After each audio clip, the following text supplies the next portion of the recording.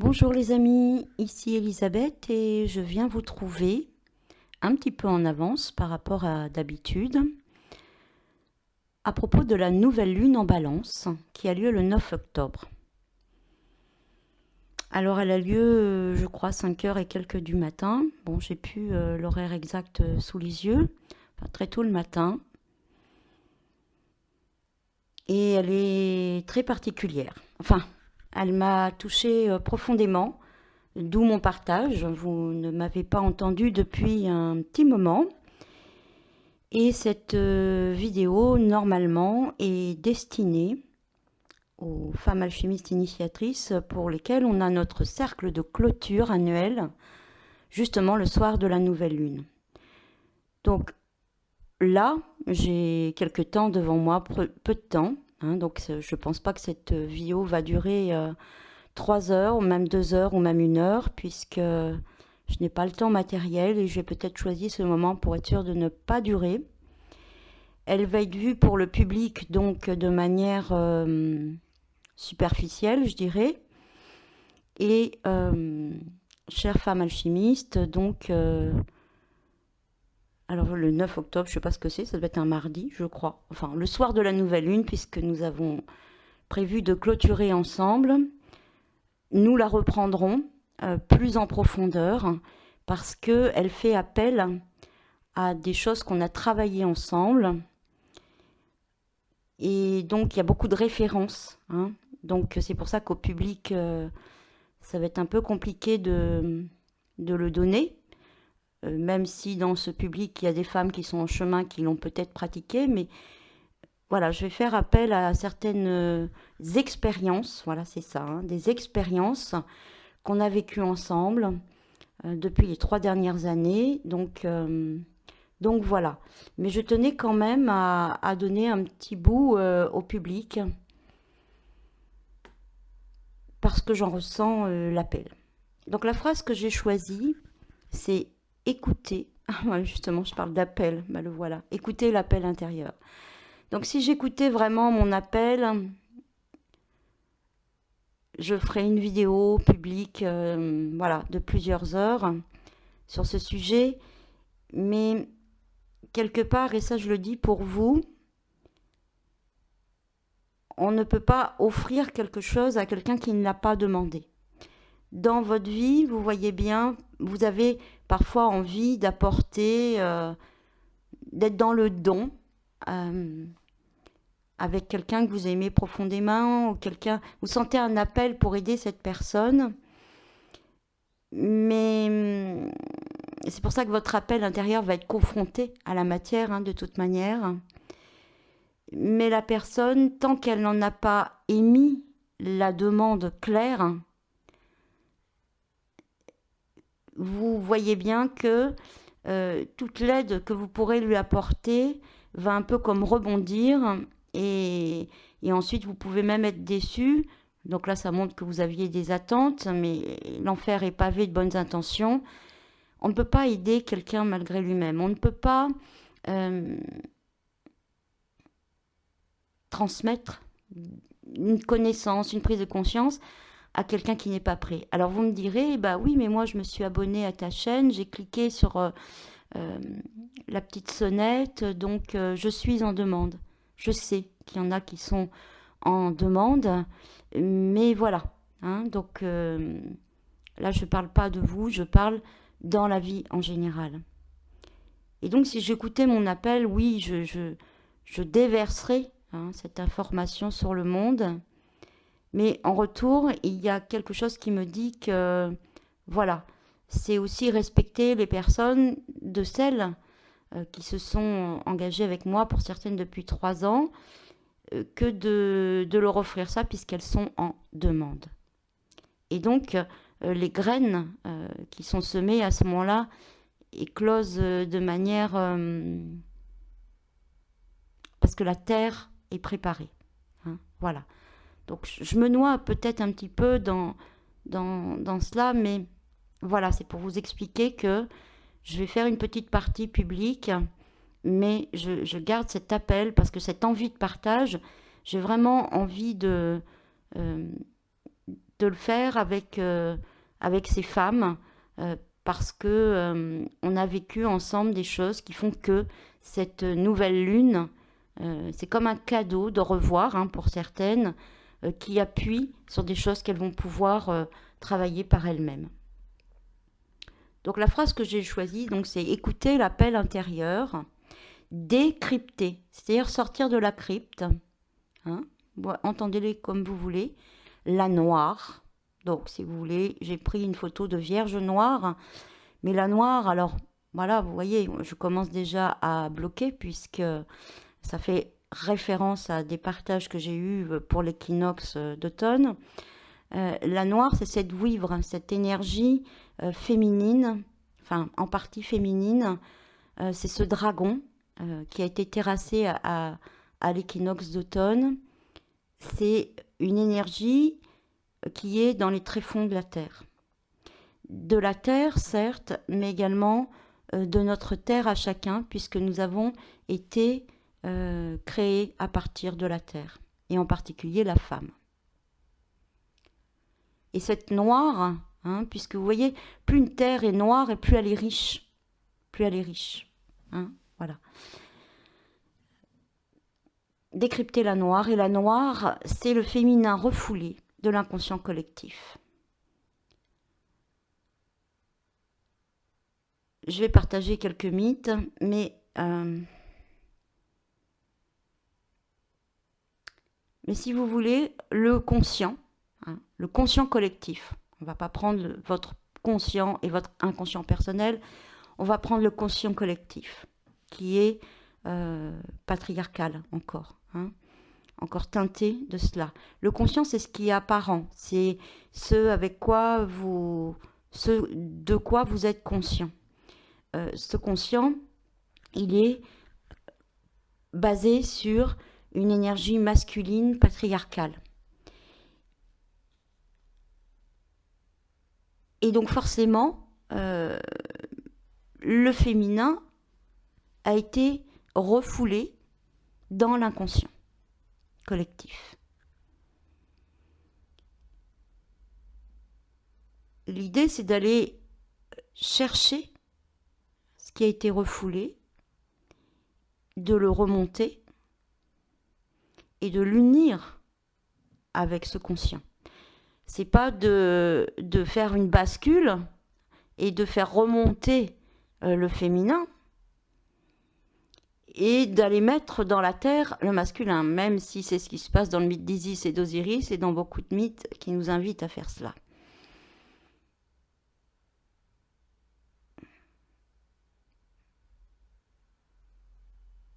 L'idée, c'est de le rencontrer. Et puis après, il y a une alchimie qui se passe, puisque les femmes, dans ce masculin, elles vont l'avoir copié sur les hommes. C'est-à-dire, elles n'ont pas reconnecté leur propre masculin intérieur. Le masculin de la femme n'a rien à voir avec le masculin d'un homme. Et le féminin de la femme non plus. C'est pas contradictoire, c'est inversé.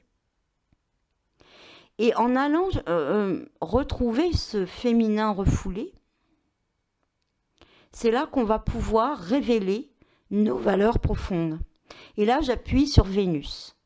Hein, Vénus qui est vraiment, voilà, qui est à l'honneur dans cette lunaison, entre autres. En tout cas, c'est la phrase que j'ai trouvée, que maladroitement, j'essaye de vous traduire. Excusez-moi. Je vois que ça fait déjà 9 minutes. Bon, j'ai essayé de me détendre et de laisser le temps passer. Hein.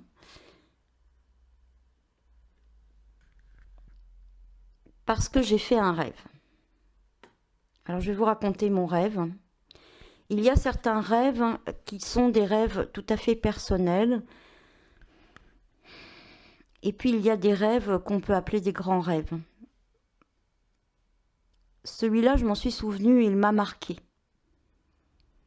Et il a généré ce partage, enfin en tout cas les photographies en haut à gauche que vous pouvez voir.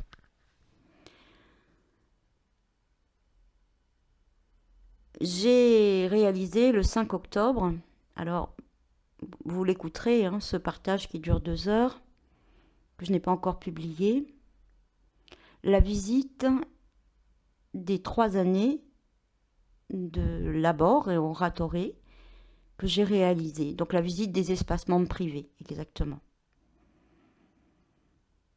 Et ça a été un appel intérieur de le faire le 5 octobre. Et bon, je vous explique dedans pourquoi je le fais à cette date, enfin en tout cas les petites synchronicités. Et ce que j'ai reçu de manière supplémentaire, c'est que ce jour-là, le 5 octobre, Vénus devenait rétrograde en Scorpion. Donc la rétrogradation, c'est... On peut parler de refoulé aussi. Hein. Bon, il y a plein de... Voilà, de manières de voir une rétrogradation, mais là, disons que elle nous appelle à regarder nos propres valeurs à l'intérieur de nous. Puisque Vénus touche à nos valeurs profondes, qui ont été enfouies, là, hein, Scorpion, et elles sont souffrantes, hein, elles sont porteuses de transformation. Hein. Donc le rêve que j'ai fait, j'étais dans une maison et cette maison se trouve en face d'une espèce de cathédrale, enfin un édifice religieux qui s'appelle Sant'Antonio. Et dans cet édifice religieux, je ne suis pas face à l'entrée, mais je suis face au marchand du temple, hein, que Jésus a mis en l'air. C'est-à-dire que derrière ce centre Sant'Antonio, il y a une espèce de petite arrière-boutique où se vendent des statuettes que je ne vois pas, hein, je le sais, c'est tout. Et tout un tas d'objets qui sont en harmonie avec ce grand centre. C'est un grand centre qui se trouve au Mexique, apparemment. Et de ma petite maison, moi, juste en face de ce magasin du temple, tout enfoui, je sors une statuette qui m'appartient. Et là, je dis, elle a une très grande valeur. Je suis riche. Je vous rappelle que Pluton signifie le riche. Je suis riche. Et je vais m'asseoir, cette fois-ci face à l'entrée de cette, on va l'appeler une cathédrale, Sant'Antonio, sur un banc. Et là, je rejoins mon ex. Ah oui, vous me direz, il est là. Et donc, il prend cette statue d'une manière assez, je dirais pas violente, mais brusque. Puis il me dit, non, ta statue, elle vaut rien. Elle vaut rien du tout. Et par contre, il va enlever un voile. C'était une statue de Vierge, hein, de Vierge Marie, on va dire. Elle ressemblait à la Vierge Marie, mais elle était mexicaine, c'est-à-dire elle avait la peau basanée. Hein, c'était une Vierge noire, quelque part. Et là, il va enlever le voile de cette Vierge, et en la dévoilant, en la révélant, je vois marqué sur cette statue Vénus. Et là, il me dit, oui, mais le vrai centre Saint-Antoine n'est pas ici. Et là, je suis catapultée, hein, puisqu'on sait, dans les rêves, on bénéficie de voyages astraux, puisqu'on est dans le corps astral de toute manière. Et là, j'arrive au milieu d'une campagne assez aride. C'est pas un désert, mais c'est semi-aride. Et là, au milieu de toute cette végétation très sèche, il y a un espace vide, enfin de la terre, avec rien qui pousse. Il me dit, c'est là. Et là, pouf, ça s'évapore. Je me réveille. Et j'ai été réveillée parce que à la porte, des coups frappaient. Et là, j'avais la livraison d'un colis. Et dans ce colis, il y avait un magnifique livre que j'ai commandé. Vous pourrez le chercher si vous voulez, mais il est difficilement accessible, puisqu'il n'est plus publié, qui est le parcours de l'héroïne, la féminité retrouvée. Voilà. Donc voilà ce mélange entre rêve et réel, hein, puisque la porte m'a rappelé. Puis je vais vous faire rapidement une interprétation de ce rêve. Donc déjà, il y avait ce côté où j'avais publié ces 2 heures de vidéo pour vous appeler à rejoindre les femmes alchimistes en autonomie et vous présenter à nu l'ensemble de ce qui s'est passé, sans commenter plus que ça, juste en voyage, mais avec cette impossibilité à l'intérieur de moi de publier cela. Déjà parce que je fais appel à l'engagement financier pour certaines, même si c'est vraiment un prix, je dirais, très en deçà de la valeur, mais accessible du coup. Et puis il y a ce côté, voilà, ça vaut rien. Vous voyez ce truc, ce côté à la fois, il est important d'offrir ça aux femmes, c'est une valeur profonde, et de l'autre côté, ce côté paralysant qui dit oui mais ça vaut rien. Alors c'est pas vraiment ça, mais le voile de Vénus, le dernier voile qui nous coupe de la révélation de nous-mêmes, c'est le voile de la honte. Et régulièrement, quand il y a quelque chose qui touche à nos valeurs profondes, et où on va pouvoir les communiquer, il y a ce voile de la honte à dépasser. Je ne peux pas rentrer dans les détails parce qu'il y a un mythe qui nous parle de ça, qui nous parle de ce voile de la honte de Vénus. Et donc ce rêve était un enseignement pour moi-même, mais aussi peut-être pour vous. En tout cas, il m'a beaucoup apporté. Et avant de partager cette vidéo de plusieurs heures pour les femmes alchimistes, je voulais vraiment vous partager ce rêve pour vous faire ressentir comment je ressens dans ma chair. Je le sens là encore au niveau du plexus, ce conflit qui touche à nos valeurs profondes. Alors l'interprétation du rêve, c'est que, en effet, alors Saint Antoine signifie l'inestimable. Donc vous voyez, c'est la valeur inestimable finalement, Antoine.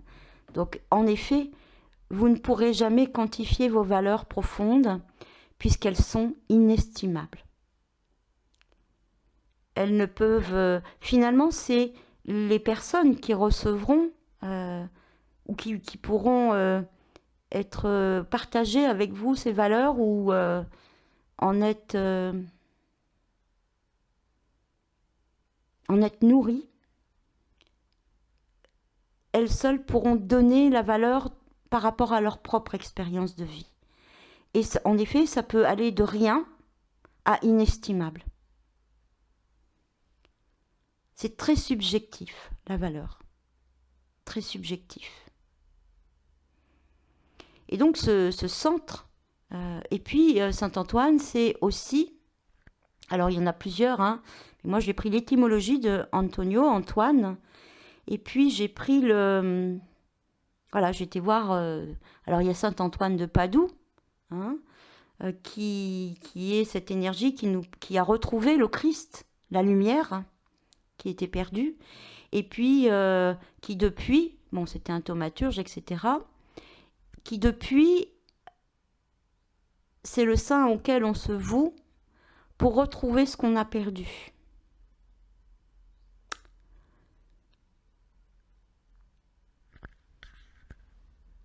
Et puis, il y a un autre Saint Antoine qui est allé dans le désert. Et dans ce lieu où je suis allée, où il y a en effet cette terre vierge, ça ressemblait vraiment à l'endroit où Saint Antoine est allé, enfin, en tout cas d'après les peintures qu'on peut voir. Et là, il a dû faire face à la tentation du démon. Et ce démon,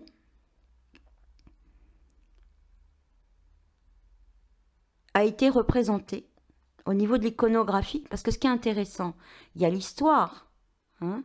Alors c'est amusant parce que lui aussi, il est un des terrasseurs de dragons, dont on a parlé à l'équinoxe. Et ce qui m'a intéressé, c'est l'iconographie, c'est-à-dire comment cette histoire a été modélisée, puisque Vénus nous connecte à l'art et à la forme, quelle forme l'inconscient collectif va prendre. Et j'ai été choquée.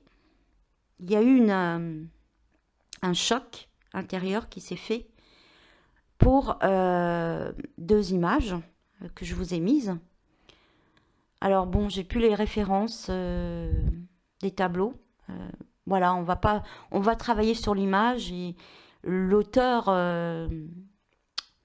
vous le retrouverez. Je crois que j'ai dû prendre la première en haut à gauche, j'ai dû la prendre sur Wikipédia, donc vous retrouverez cette image de la tentation de Saint Antoine. Et là, j'ai vu cette iconographie avec cette femme rousse. Hein, cette femme rousse qui peut être Pandore, qui peut être Lilith, qui peut être Vénus. Toutes ces femmes rousses, à la chevelure couleur de feu, qui incarnent ce féminin refoulé.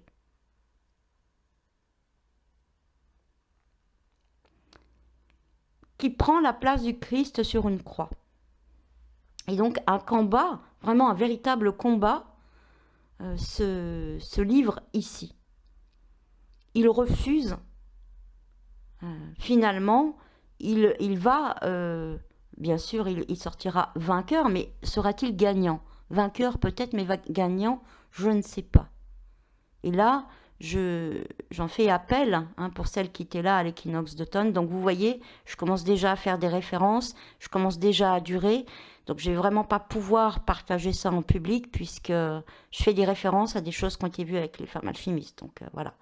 Je vous réfère au chariot, à la victoire au niveau des arcanes du tarot qui ressortait justement à l'équinoxe d'automne, à cette iconographie 7.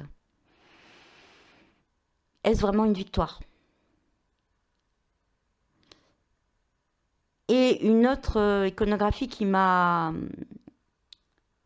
choquée, enfin créé quelque chose en moi en tout cas, c'est celle de Rodin, qu'il a appelée la tentation de Saint Antoine. Et vous voyez cette femme qu'il porte sur son dos, comme un fardeau, et où je vous ai agrandi en haut à gauche, où il s'accroche à sa croix pour ne pas entendre, on voit bien le visage de la femme qui est contre son oreille, pour ne pas entendre la voix des sirènes.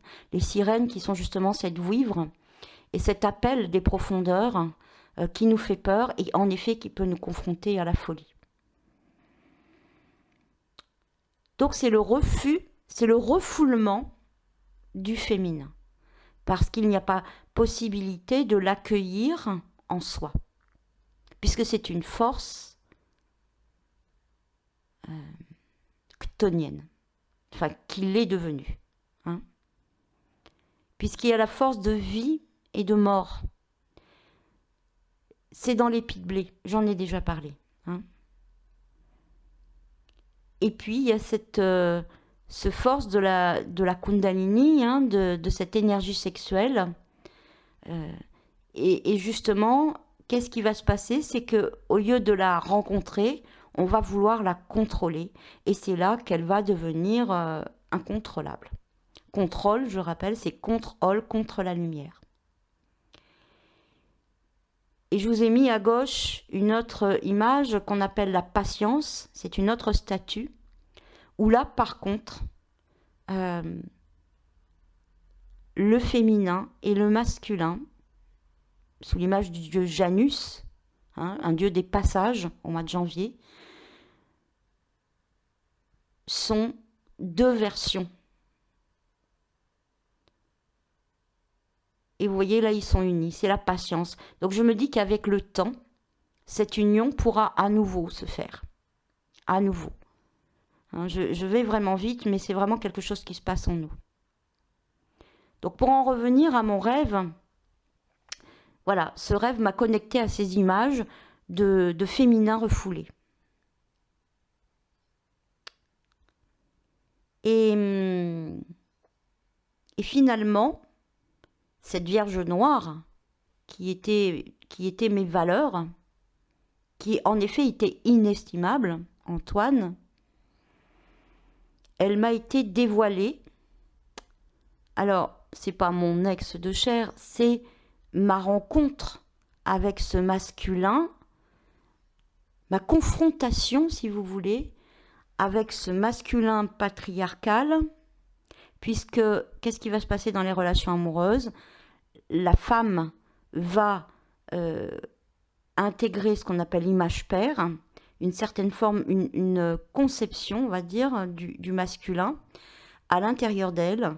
Et pour pouvoir s'en libérer, ou en tout cas le rencontrer profondément, elle va projeter à travers des rencontres amoureuses pour que cette image lui soit projetée, pour qu'elle puisse la rencontrer et donc transmuter et rencontrer véritablement son masculin intérieur.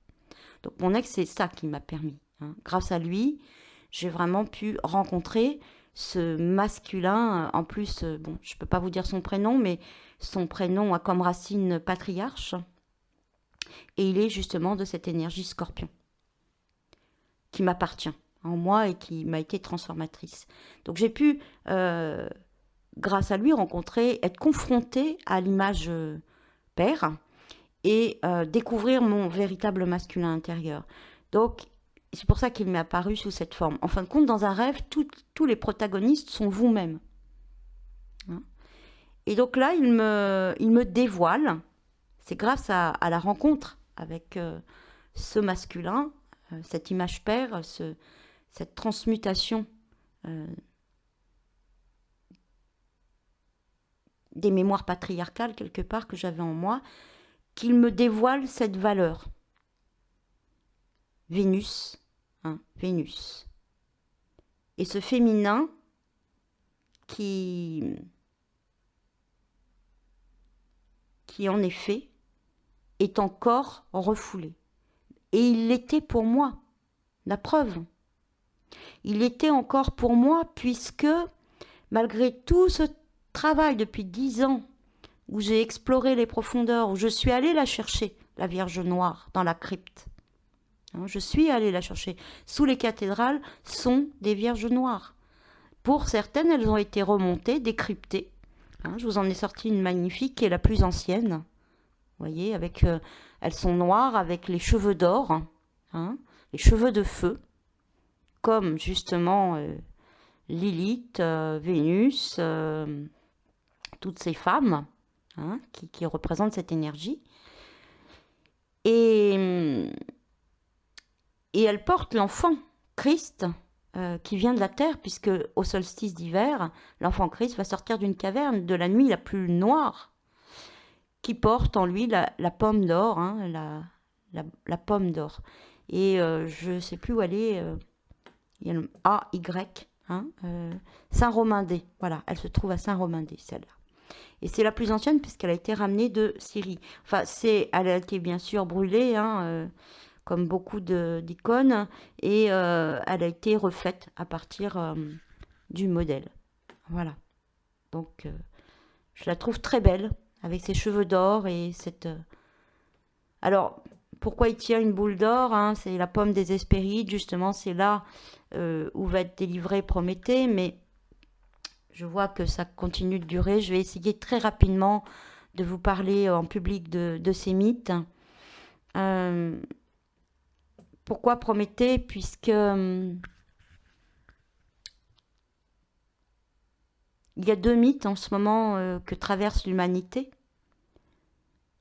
Il y a celui de Prométhée et puis celui de Narcisse. Et ils vont être abordés hein, dans l'Université des Enchanteresses que j'ouvre dans quelques jours. Pour certains, c'est actif dans leur thème, mais en tout cas, au niveau de l'humanité, ça touche tout le monde. Puisque moi, j'ai revu le mythe de Prométhée, hein, auquel je n'avais pas été sensible. Mais là, cette lune m'a appelée à le revisiter et j'ai été touchée par ce refus qu'il a eu de Pandore, qui est la première femme. Hein, la première femme, d'après ce mythe, hein, qui va être Pandore, ça signifie celle qui a tous les dons. Ou celle qui a reçu tous les dons des dieux, puisque à sa création, elle est faite de terre et d'eau. Donc c'est vraiment le féminin, les deux éléments féminins. Et elle va recevoir des dieux, des dons. Hein, voilà, que je ne vais pas détailler ici, que je détaillerai ailleurs. Et donc, elle porte une jarre, un vase, un Graal, appelez-le comme vous voulez. Et c'est le cadeau de mariage avec Prométhée. Prométhée, c'est le Verseau. Hein. C'est ce qu'on vit actuellement, c'est le progrès à tout prix, c'est prendre le feu, hein, et l'offrir aux hommes. C'est plein de bonnes intentions, mais c'est très très maladroit. Et ça crée justement tous les problèmes qu'on rencontre actuellement. Il a besoin de conscience, ce Prométhée. Elle va lui être offerte, mais après de la souffrance.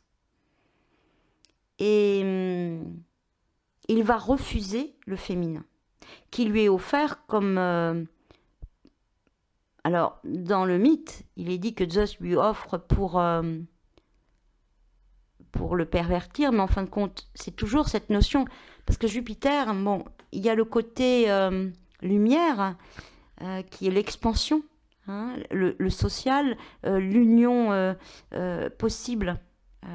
Les hommes qui vont trouver à s'unir entre eux, hein, ou même les cellules, au niveau analogique, l'énergie jupitérienne, c'est ce qui maintient les cellules dans un organisme. Donc c'est important. Hein. C'est pas ce qui les maintient, c'est ce qui leur permet de croître, d'être toujours en vie et d'être dans cette expansion et d'avoir envie de se mettre ensemble pour grandir. Et donc ça, c'est le côté lumière, mais le côté ombre de Jupiter, c'est ce qu'on appelle la persona, le masque social. Hein, puisque on va porter un masque pour pouvoir s'intégrer dans la société. Alors, il n'est pas grave ce masque, hein, du tout. Par contre, ce qui est embêtant, c'est qu'après, on va finir par s'identifier, par devenir le masque. On va oublier que c'est qu'un masque. Et donc, on va oublier de poser. Et c'est ce qui se passe à Samin et à Beltane, où on porte des masques pour nous rappeler, hein, que l'essentiel est derrière le masque. Même si on a besoin d'en prendre un pour la personnalité, si vous préférez, pour intégrer justement ce qu'il y a derrière. Je vais éclaircir ma voix. Donc, Jupiter, voilà, je ne sais pas dans quelle intention, en tout cas, pour tenir Prométhée, pour le calmer un peu, parce qu'il est quand même un peu... voilà, c'est l'énergie Verseau, un peu... Voilà, il veut tout changer, il veut bouleverser les choses, mais pour bouleverser les choses, il y a un processus qui peut se faire en conscience. Et Prométhée va faire plein d'erreurs, mais qui sont nécessaires justement à son évolution de conscience. Et pour le calmer, quelque part, il veut lui proposer Pandore, et Prométhée va la refuser. Et Pandore, arrivé avec son vase, avec son Graal, hein, avec... et dedans, il y a... pas forcément, c'est peut-être ses dons aussi, puisque les dons sont en elle. Hein, et le vase, c'est l'extérieur. Si on ne les porte pas en soi, qu'est-ce que ça peut donner? Et elle était censée être offerte à Prométhée avec sa jarre. Mais Prométhée n'en veut pas. Donc c'est Éryméthée, son frère, qui va en hériter. Et là, comme cette jarre n'a pas pu être offerte, pour différentes raisons, hein, je ne vous l'ai pas mis, Pandore. Ah, j'ai oublié de vous la mettre, cette belle Pandore qui ouvre sa boîte. Je la mettrai, hein, quand je ferai le cercle. elle va s'ouvrir, cette jarre. Et en fin de compte, et déverser les maux de l'humanité. Mais ce qu'il faut bien voir, c'est que c'est ainsi qu'on a associé tous les maux de l'humanité avec la femme, comme vous le voyez dans la tentation de saint Antoine, comme vous le voyez avec Ève, qui a porté le péché. Cette femme qui porte cette force chthonienne en elle et qui fait peur. Et bien sûr, Prométhée la refuse, alors que c'était son... Il aurait été... Rien que là, il était sauvé. Mais bon, il va... C'est une autre histoire. Et si cette jarre est offerte, et si les maux se répandent, c'est justement parce que elle n'a pas été prise. Le Graal n'a pas été prise. Elle a été refusée, refoulée. Donc forcément, tout ce qui est refoulé, vous le savez, va être dans l'ombre. Et l'ombre va... j'ai expliqué ce processus il y a l'année dernière à peu près à la même époque. Vous irez voir, je ne sais pas si c'est encore public. En tout cas, vous l'avez dans un des rituels qui est l'épousaille des ombres. Tout ce qui n'a pas été... tout ce qui est refoulé garde l'énergie. Et encore une énergie encore plus forte, puisque c'est refoulé. Et donc va se manifester d'une manière beaucoup moins confortable. Version ombre. Et donc cette ombre, ensuite, on va la rencontrer et pouvoir la transformer en lumière. Et ce qui est intéressant, c'est que dans ces mots, MAUX, il y a quelques-uns qui sont là. Il y a la maladie, par exemple. Et quand on voit que la maladie, c'est, comme le dit Jung, mal a dit, c'est vraiment le moyen que trouve la nature pour nous guérir. Je ne vais pas rentrer dans les détails, mais les mots ont des choses à nous dire. Et bien sûr, il y a certains systèmes de guérison qui sont mis en place, mais il y en a d'autres qui sont encore à mettre en place. Et là, me vient tout de suite, parce que je pense à épiméthée, à épigénétique, ce fardeau qu'on croit tenir de nos ancêtres, où on croit que c'est, vous savez, ce mot, ah bah oui, mais c'est génétique, c'est transgénérationnel, j'y peux rien. Voilà, c'est pas vrai. En fin de compte, c'est nous-mêmes. Nous avons la possibilité de nous délivrer de cela à chaque seconde, à chaque minute, en changeant justement de point de vue. En changeant de système de croyance.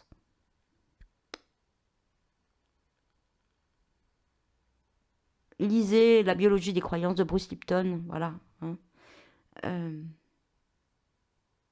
Donc la maladie est vraiment, quelque part, un mal, ou même elle peut être salvatrice. Toute personne qui guérit d'une maladie change d'état de conscience. Ou alors on voit les maladies infantiles qui vont créer des fièvres qui sont à chaque fois un développement psychologique de l'enfant. Voilà. Donc c'est vraiment... voilà. Je ne vais pas rentrer là-dedans, mais est-ce vraiment un mal ? Et puis, il y a le travail. Alors ça m'a... Voilà, je me suis dit oui.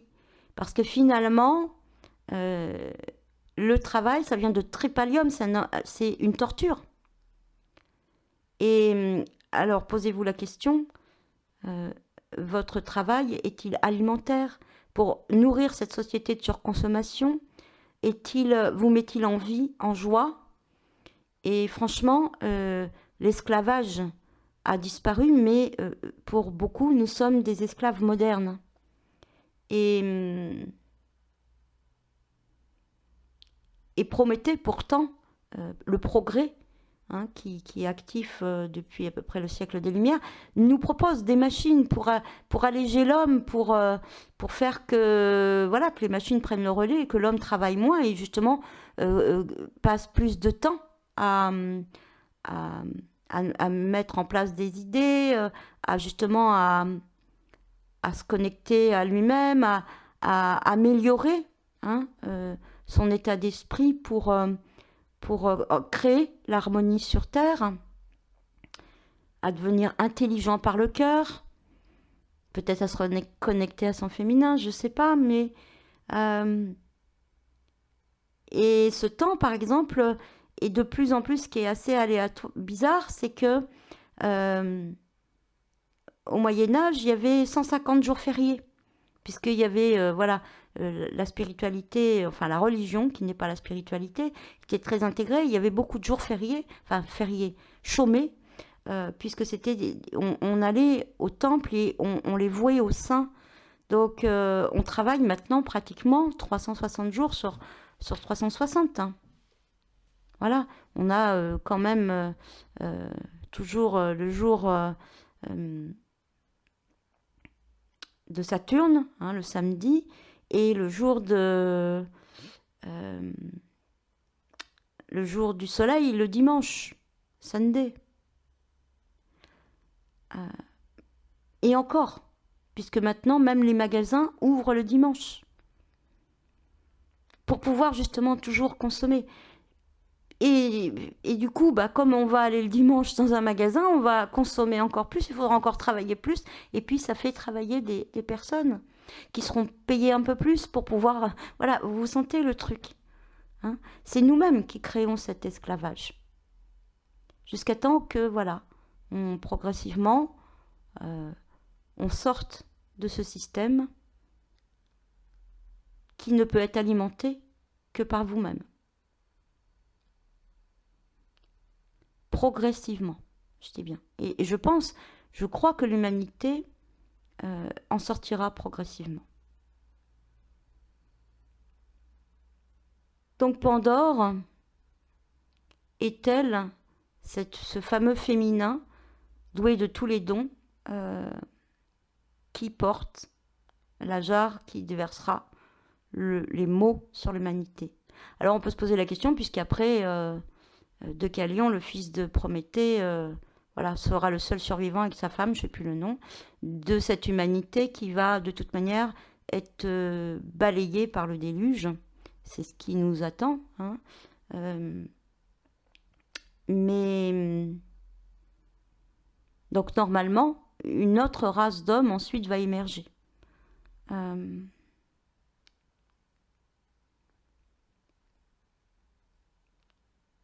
Voilà, et là, ça partira d'un couple, donc Deucalion et sa femme, dont je ne me rappelle plus le nom, et c'est bien dommage. Mais je ne vais pas en parler plus longtemps. L'idée, c'est vraiment de sentir en vous ce féminin refoulé qui est mis dans les cryptes et qui, à un moment donné, maintenant fait surface. Pourquoi je dis ça ? Parce que je l'ai vu en rêve, parce que Vénus est rétrograde justement depuis le 5 octobre, le soir où j'ai fait ce rêve, en Scorpion, et que cette conjonction Lune-Soleil en Balance, hein, ce moment d'équilibre, ce moment où le sigle de la Balance, c'est le Soleil qui descend sous la ligne d'horizon, est conjoint à Cérès. Et cette partie de nous qui va pouvoir aller décrypter, qui va pouvoir aller rencontrer ce féminin, se libérer. Hein, parce que l'idée, vraiment, les femmes, on porte ça en nous, l'idée c'est de s'en libérer. Et pour s'en libérer, dans tous les archétypes, c'est Perséphone, hein, Corée, qui va cueillir le narcisse, c'est l'autre mythe hein, de l'humanité, qui va accueillir le narcisse et aller sous terre. Contre son gré, de toute manière, la vie va vous le proposer. La vie va vous le proposer, c'est maintenant. Alors, c'est pas encore maintenant, je dirais qu'on est... Prenez aussi Inanna, hein, qui va descendre, Inanna qui va descendre, passer 7 portes ou descendre 7 marches, et à chaque fois, elle va poser un vêtement ou un ornement pour aller rejoindre sa sœur noire. Isis devra aussi s'unir à sa sœur noire, la stérile, pour réaliser son processus. Et cela, c'est actif. Pour moi, on est en train de se préparer à ça. Mais ce n'est pas encore actif, puisque moi, je le situe au moment de la Sama. Puisque, on va parler d'Hercule après, puisque c'est lui qui va aller délivrer Prométhée. Sur le chemin des pommes d'Hespéride, bizarre.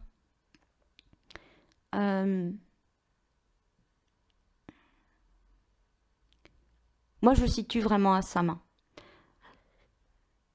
Et en plus, je le confirme, hein, enfin en tout cas, j'ai été voir dans les actes, parce que moi, mon ressenti, je ne fais pas descendre Perséphone tout de suite. Là, elle est en train de se préparer. Inanna, quand elle descend dans les enfers, elle va aux funérailles. Funérailles du mari de sa sœur noire, la reine des enfers. Et donc il y a bien une idée de mort. Et le mythe attaché au scorpion, c'est la descente d'Hercule dans les enfers. Où justement, il va rencontrer le nombril du monde, hein, Omphale, et où là, il va le revêtir une robe de femme. Donc il va retrouver ce féminin au fond des enfers, au centre des ventres. Hein, et ce sera son dernier travail qui ensuite va lui ouvrir sur l'immortalité. Donc je ne peux pas en dire plus parce que voilà, je verrai ça plutôt avec les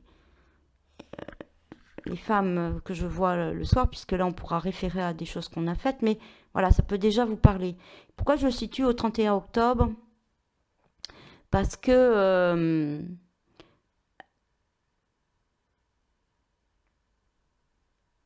Vénus, à partir de cette date-là, va rétrograder en Balance. Elle est en Scorpion, là. Elle est dans cette énergie de transformation. Peut-être qu'elle est sur la première marche, comme Inanna. Elle est en train de poser, hein, comme les feuilles des arbres. Regardez, les feuilles des arbres, elle est en train de poser quelque chose qui n'était pas essentiel pour elle. Elle se trouve peut-être démunie, je n'en sais rien.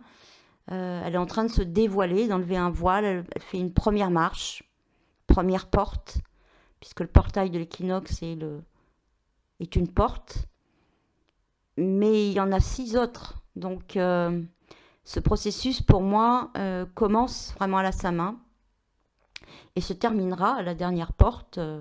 C'est au solstice d'hiver, hein, au moment où on sort avec la lumière de la caverne, hein, ou de la grotte de Bethléem, si vous préférez, peu importe, où on va sortir de ce monde noir de l'utérus de la Grande Mère. Transformé, et en tout cas avec notre vraie lumière, le feu d'en bas. La lumière qui nous vient de l'éclairage de nos ombres. Hein. Voilà, donc cette descente, elle se fait progressivement. Et on le voit bien, suivez la nature, vous voyez bien que c'est pas j'y vais d'un coup. Hein. Voilà, l'idée c'est déjà de vous préparer. Et donc je disais le 31 octobre jusqu'au 16 novembre, Vénus va revenir en Balance, en rétrogradation. Et vraiment la Balance c'est la pesée de l'âme. C'est la pesée justement entre sa valeur profonde, son désir profond, le désir de l'âme et la personnalité. C'est l'union entre l'âme et la personnalité, féminin-masculin. Voilà, tout ce que vous voulez, tout ce qu'on appelle opposé. Mais avant de pouvoir les équilibrer, il est nécessaire qu'il y ait une confrontation. Hein. Vous ne pouvez pas équilibrer votre féminin en vous si vous n'êtes pas allé vous confronter avec la noire, comme je l'appelle. Sinon, c'est pas du féminin, puisque la femme va accoucher d'elle-même par le ventre. Hein. Elle peut se tourner vers le ciel, mais dans ces cas-là, c'est la posture que j'ai donnée dans la guidance de la pluie d'or. C'est la posture de Danaé dans la tour des reins qui va recevoir cette pluie d'or, cet alignement. C'est cette posture qu'on a à l'équinoxe d'automne où la vouivre, le dragon, va recevoir l'alignement de Saint-Michel, la lance. Hein, où le vagin, qui signifie le fourreau, va être pénétré par cette lance, cet alignement de lumière. Et on en a besoin pour aller descendre dans les ombres. Hein, voilà. Mais c'est un premier pas. Donc là, après, Vénus, quand elle aura fait ce trajet dans le monde des ombres, elle pourra revenir en balance. Voilà, pour revivre cet équilibre. Est-ce que maintenant, avec ce que j'ai vécu, ce que j'ai été chercher comme nourriture, comme richesse, Pluton le riche, qui enlève Perséphone, ou Hadès l'invisible, hein, voilà, c'est leur étymologie, voilà, il peut rester invisible à vie, hein, c'est-à-dire vous ne le connectez pas, tout simplement. Hein, et il porte un masque d'invisibilité.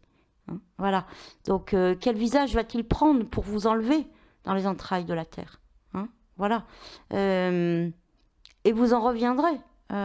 Et ce qui est important, c'est qu'elle retourne en balance du 31 octobre au 16 novembre. Et le 17 novembre, je m'en rappelle bien, puisque c'est ma fête, la Sainte Élisabeth, qui signifie la lumière dans la maison, justement. Hein. La lumière, Beth, qui est l'arcane de la papesse, hein, le féminin, la maison, le temple, le vase, si vous voulez. Et elle, la lumière. Bon, Isa au milieu, c'est voilà, c'est autre chose, c'est ce qui lie. Hein.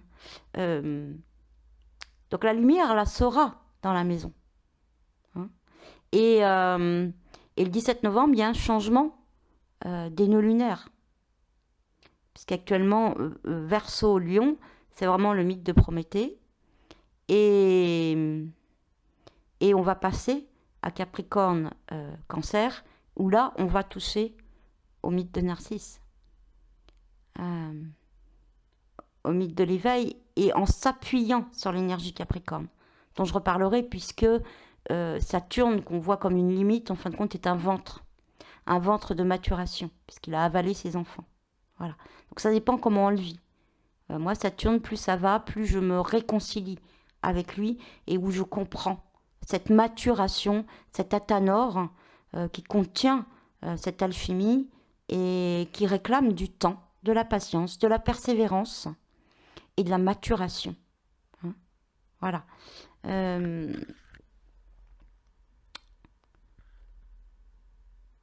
Voilà. Je vais retourner sur ma petite photo.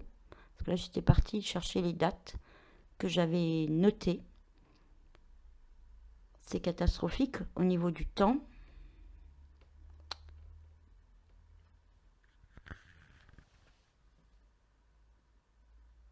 Donc je vais terminer avec Prométhée.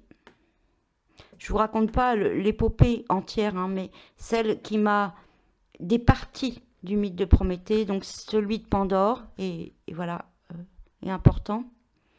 Et je vous ai mis justement cet alignement en haut à gauche. Vous avez l'alignement avec Saturne justement et Junon, hein, qui est ces deux visages de Janus.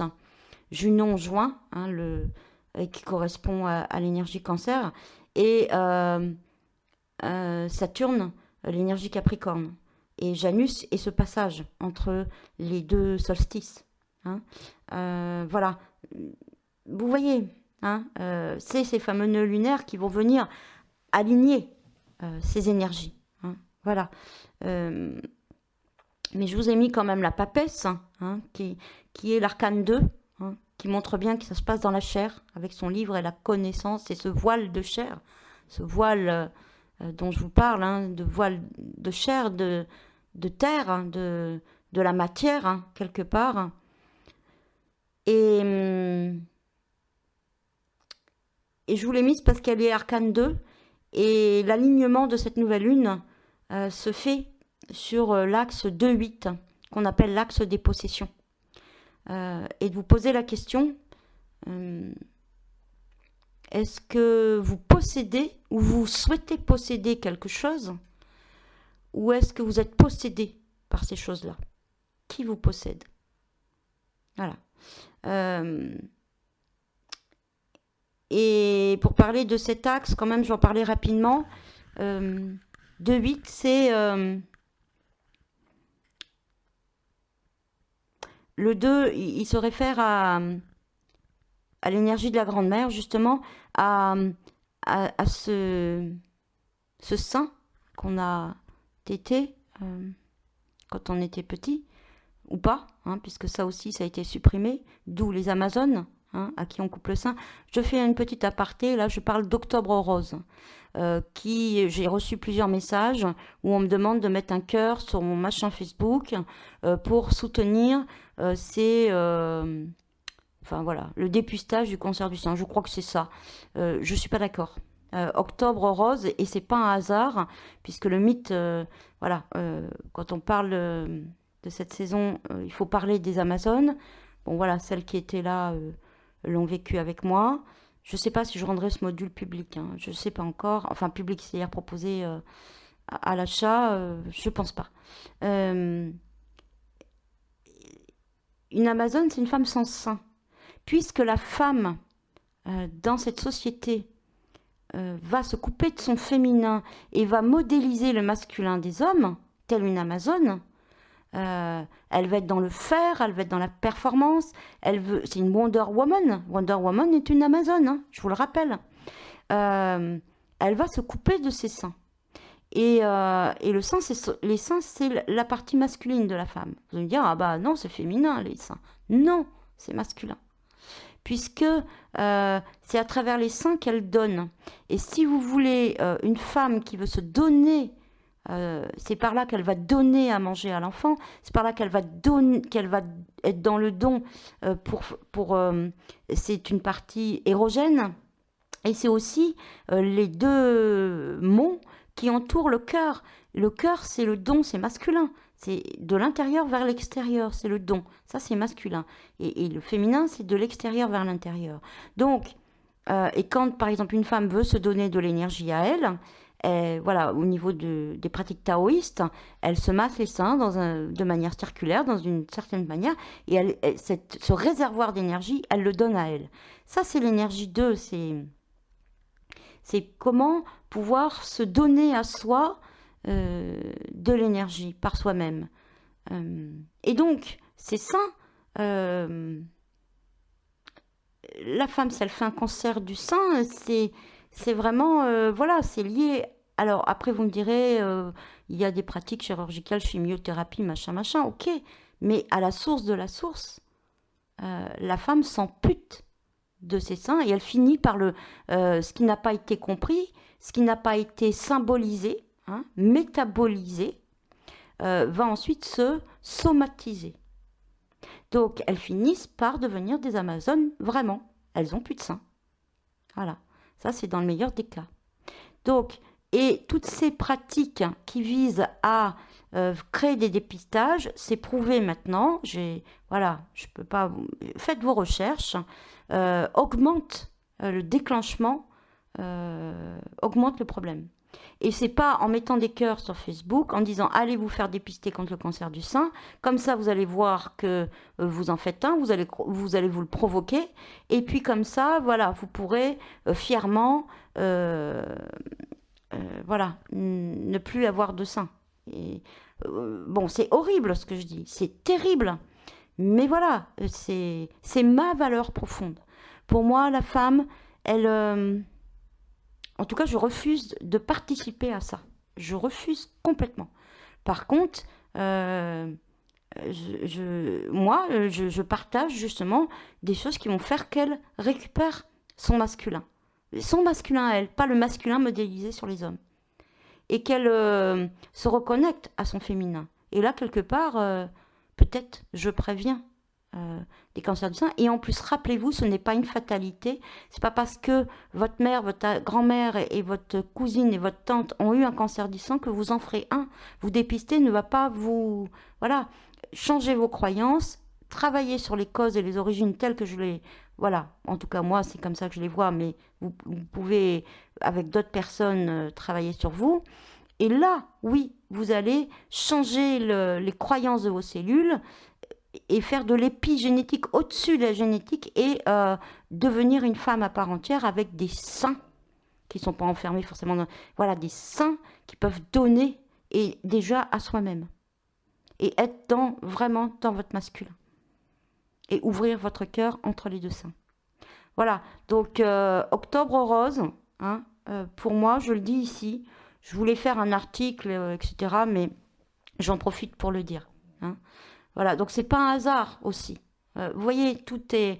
Moi, plus je me connecte au monde du sens, au mythe, à cette lecture symbolique qui permet de symboliser, métaboliser, plutôt que de somatiser, plus je vois que ça s'incarne dans la matière. Voilà, c'est fou, quoi. C'est fou. Enfin, je le vois partout. Je le vois partout. Voilà. Donc cette maison 2, oui, ce sont les dons que l'on va recevoir par soi-même. C'est-à-dire d'abord, on va être nourri par le sein de la grande-mère hein, ou de notre mère. Et il va falloir apprendre à se débrouiller par soi-même. Et développer ainsi le don à soi et savoir se ressourcer par soi-même. Par contre, c'est les avoirs aussi, l'argent par exemple. Hein, et le 8 en face, c'est la capacité de transformation, la mort et les héritages. Donc en face, là où il y a Uranus justement, qui est là pour vous dire en maison 8, ça serait trop long, moi j'en ai pour 3 heures là. Non, je ne vais pas en dire trop, puisque c'est le père de Prométhée. Hein. Et c'est le père de Vénus aussi. Hein. Il y a des titans il y a des dieux et des titans. Les 3 titans du zodiaque, c'est Uranus, Uranos, Vénus, qui est une titanide, et Saturne. Chronos, si vous préférez. Sans H. Hein. Merci Valérie. Voilà. Donc, c'est des gros... c'est à travailler, ça. Hein. Donc, là, Uranus, le père de Prométhée, revient.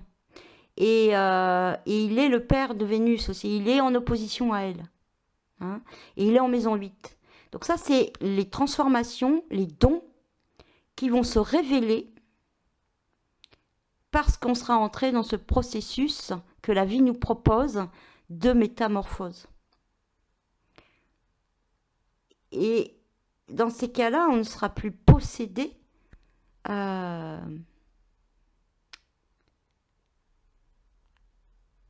on s'apercevra que cette possession, c'est la Pythie, par exemple, est possédée.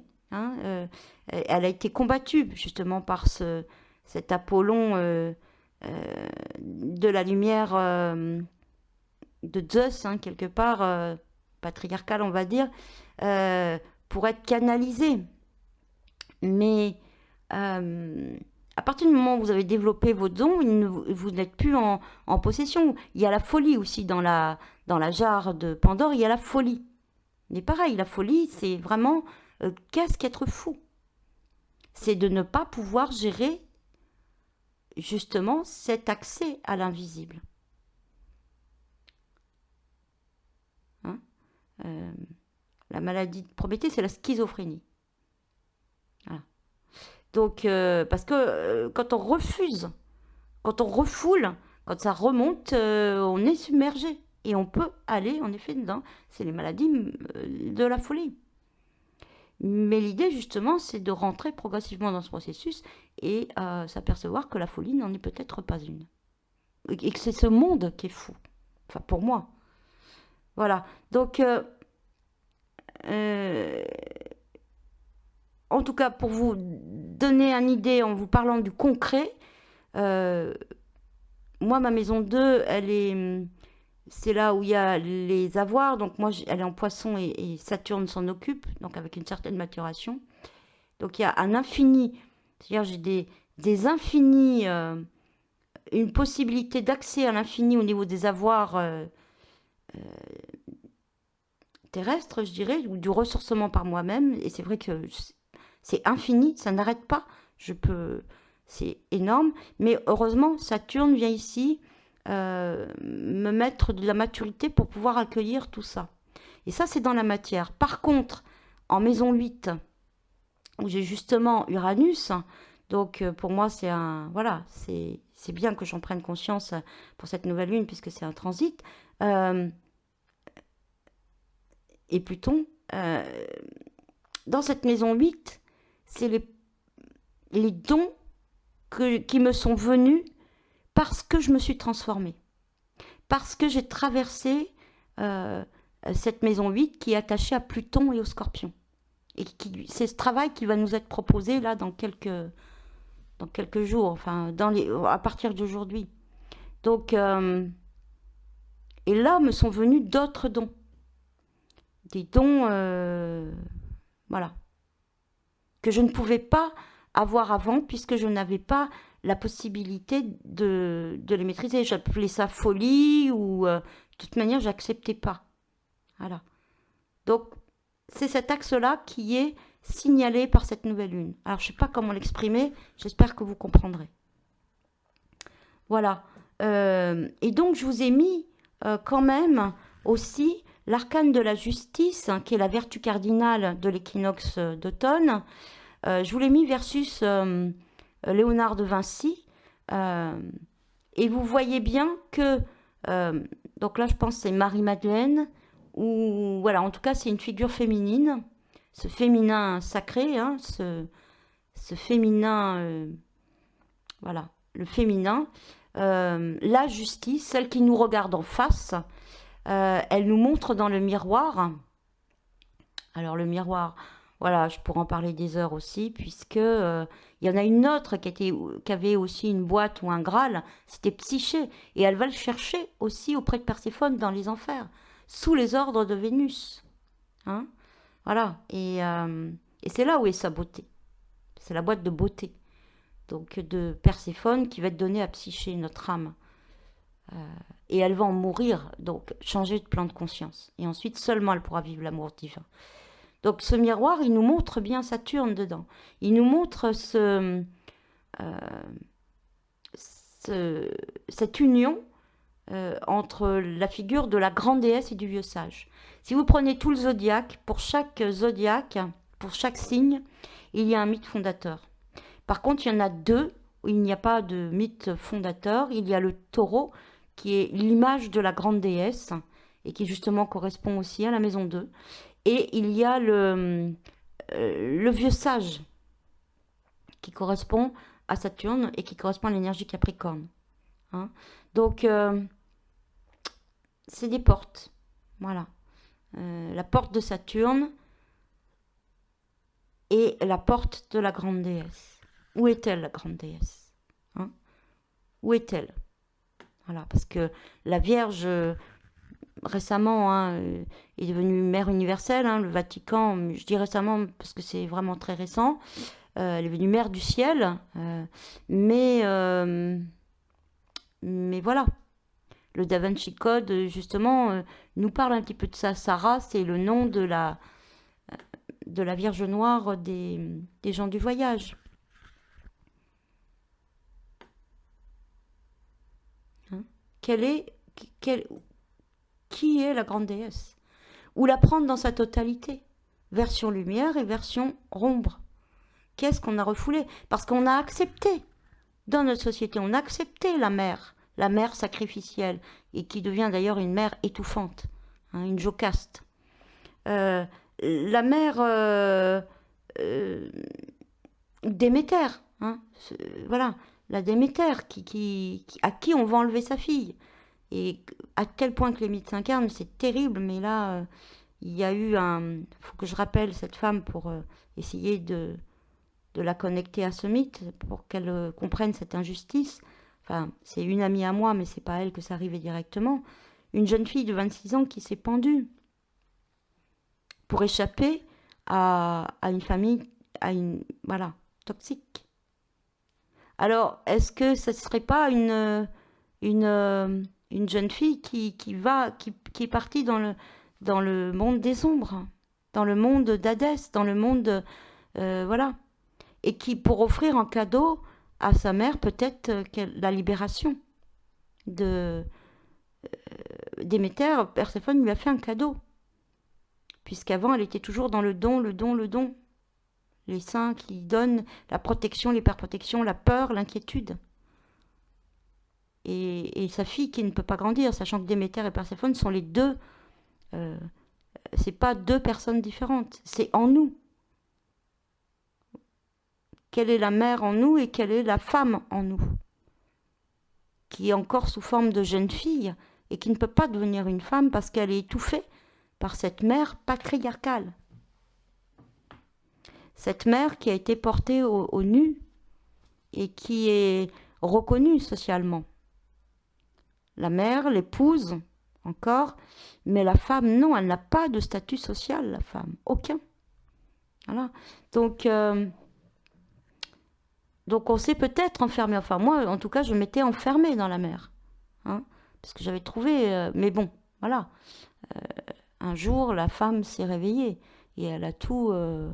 voilà, je suis devenue d'un coup ce qu'on appelle une mauvaise mère. C'est-à-dire que je n'étais plus une mère couveuse, une mère qui s'inquiète, et puis une femme qui ne pensait que à travers mes enfants. Voilà. Qu'est-ce qu'est l'amour? Donc, je ne sais pas pourquoi je vous raconte ça. Hein. C'est tous les mythes qui sont là. Hein. C'est dans... Voilà. Donc, Prométhée, à un moment donné, bon, voilà, il va prendre le feu pour le donner aux hommes. Bon, je ne vais pas rentrer dans le détail, c'est pas le bon feu, hein, de toute manière. C'est un feu dénaturé.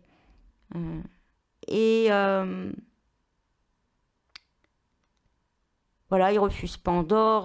Bon, on ne peut pas le calmer.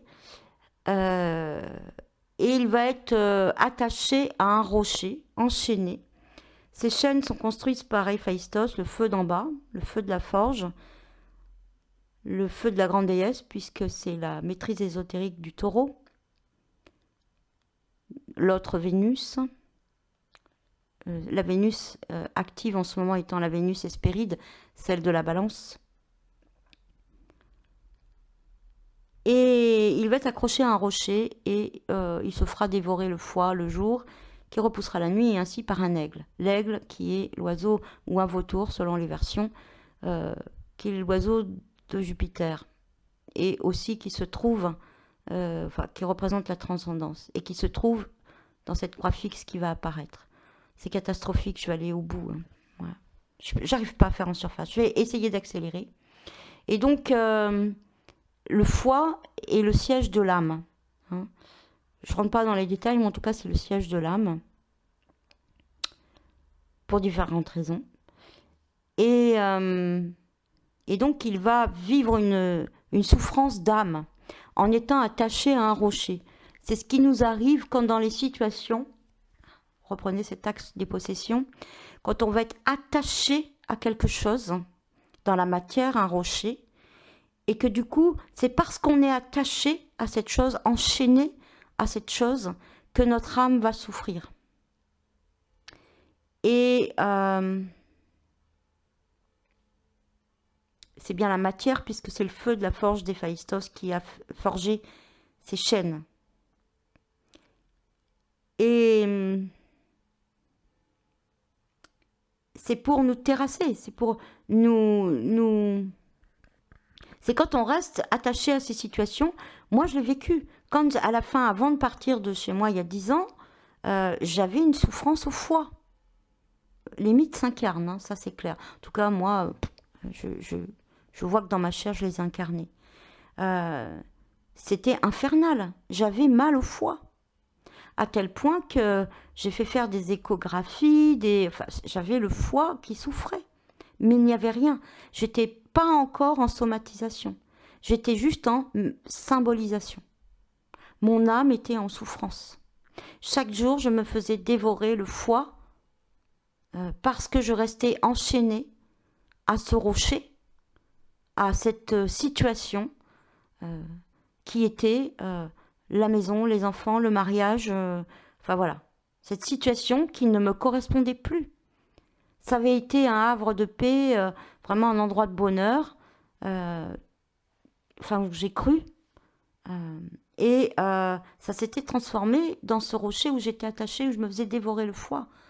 Et si je n'avais pas écouté cet appel intérieur qui me faisait partir aux dames de tous, on ne quitte pas une maison dans laquelle on est chez soi, qui est magnifique au milieu de la campagne avec piscine et tout, un mari qui extérieurement paraît le meilleur des hommes, parce qu'il préserve son image, mais on ne sait pas ce qui se passe dans la maisonnée.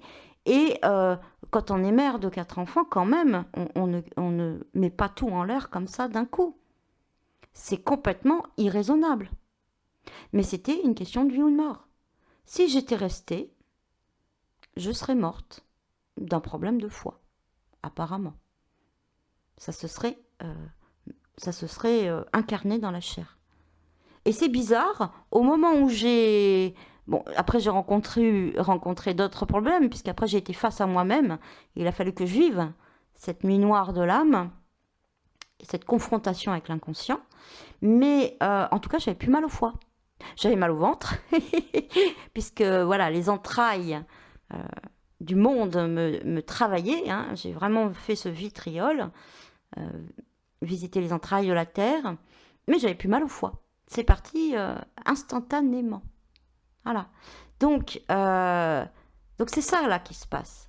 Et là, j'insiste justement sur la rupture de lien, parce qu'il y a des femmes, j'ai eu des retours, voilà, parce que j'ai un outil qui est donné à ce moment-là. Donc vous verrez dans mes prochaines propositions si vous pouvez avoir accès à ça ou pas. En tout cas, c'est quoi la rupture de lien?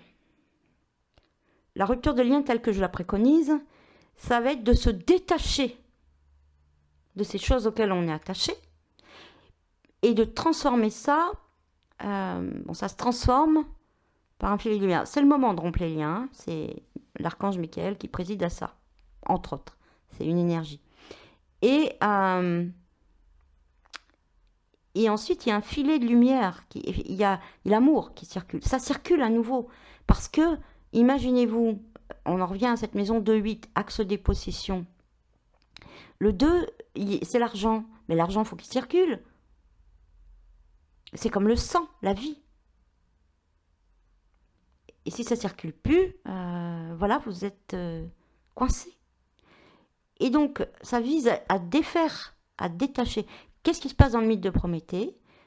Il va y avoir Hercule qui, sur son chemin des pommes des Hespérides, les pommes des Hespérides, c'est l'avant-dernier travaux, c'est là où vraiment il va se reconnecter à Atlas, au ciel étoilé, qui veut dire Uranos. Vraiment, bon, je ne peux pas rentrer dans les détails, on verra ça. Et qui va aller, vraiment, c'est la pomme, c'est cette fameuse pomme de la connaissance, c'est cette pomme où à l'intérieur, il y a le pentacle de Vénus. C'est cette pomme qui se trouve vraiment dans la constellation.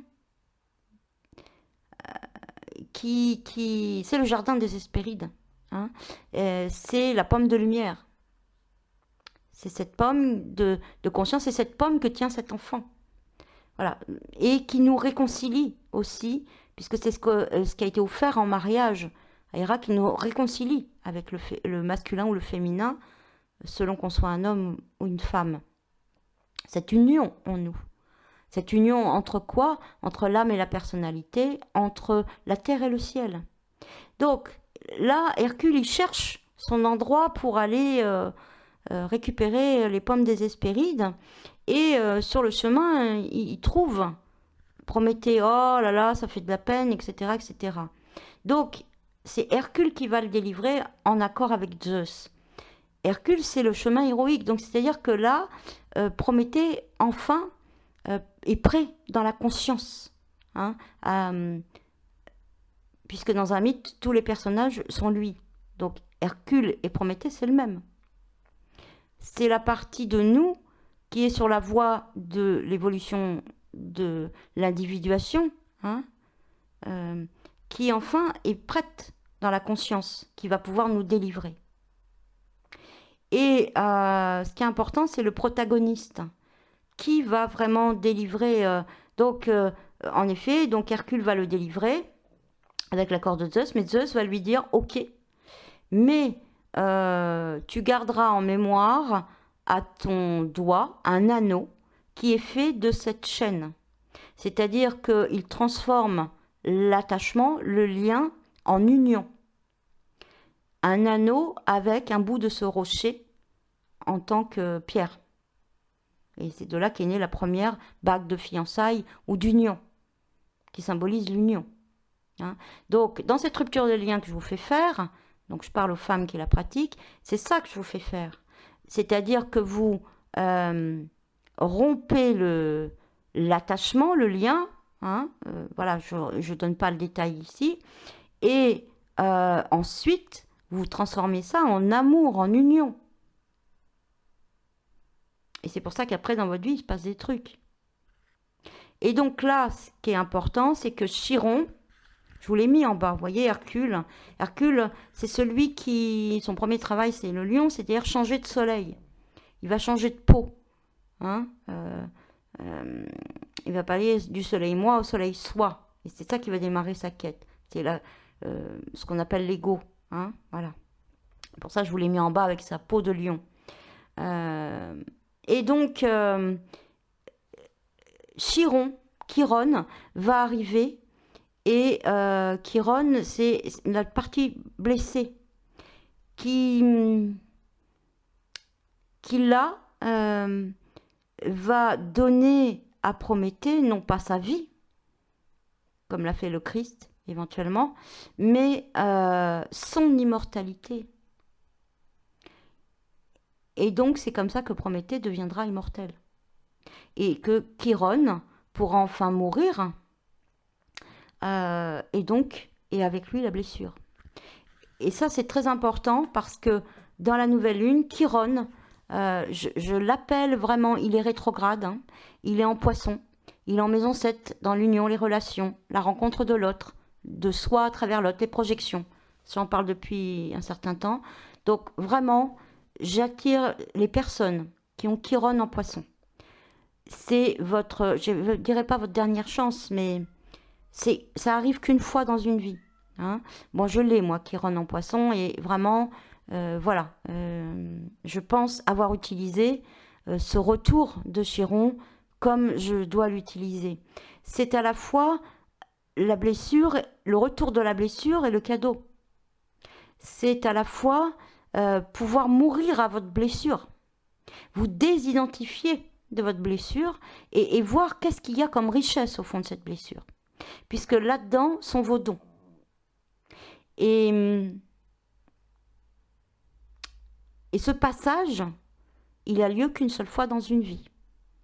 Et c'est autour de la cinquantaine. Donc, Chiron était en bélier. Il est revenu là en poisson pour un certain temps, très peu de temps. Et ensuite, il va retourner en bélier. Donc, tous ceux qui ont Chiron en poisson, trouvez la blessure. Et c'est le pardon. Voilà, c'est pas compliqué. Parce que quand on est attaché au rocher, qu'est-ce qu'on fait? On vocifère. On est en colère et on trouve cette blessure injuste. Quelque part, Prométhée trouve ça injuste parce qu'il a voulu aider les hommes, etc., etc. Et finalement, il se retrouve là. C'est profondément injuste. Chiron, qui a été blessé, franchement, c'est une flèche perdue. Et donc, il ne peut pas guérir parce qu'il est mortel. Du sang de l'hydre de Lerne. Hein, cette fameuse hydre. Donc, il y a cette injustice. C'est la blessure injuste. Une blessure d'âme, elle est forcément injuste. Parce que tout le reste, hein, les autres blessures, les blessures d'ego, franchement, il n'y a que votre ego qui est blessé. Donc, ce n'est pas grave. C'est pas grave. Voilà. Si l'autre veut avoir raison et que vous voulez absolument avoir raison et que vous avez tort, ou si vous préférez dans un couple avoir raison que vivre l'amour, voilà. C'est que des blessures d'ego, c'est pas des blessures d'âme, ça. Donc ce n'est pas grave, ce n'est pas mortel. Au contraire. Par contre, la blessure d'âme, ça c'est profond. C'est vraiment profond et c'est votre âme qui est blessée. Et c'est pas du tout du même niveau. Et la blessure, elle est injuste. Oui, elle est profondément injuste. Il n'y a pas de justice, à part l'arcane de la justice, là, qui vient vous dire, regarde-toi en face et c'est pas juste aujourd'hui, mais tu verras dans quelque temps que finalement c'était la meilleure chose qui pouvait t'arriver. Et derrière sont les dons. Surtout Chiron en poisson, c'est le guérisseur blessé, là, vraiment, hein, en poisson. C'est-à-dire que de votre blessure, vous pourrez aider les autres. Voilà. Moi, est-ce que je pourrais vous aider? Enfin, pas vous, puisque vous êtes le public, là. Mais avec toutes celles avec qui, voilà, on fait des trucs. Est-ce que vraiment je pourrais vous apporter quelque chose si je n'avais pas incarné, traversé toutes ces étapes dans ma chair pour en ramener de l'expérience? On ne peut pas être un guérisseur si on n'a pas traversé la blessure et si on ne l'a pas transmutée. Voilà. Donc là sont aussi vos dons, vos avoirs, axe de 8.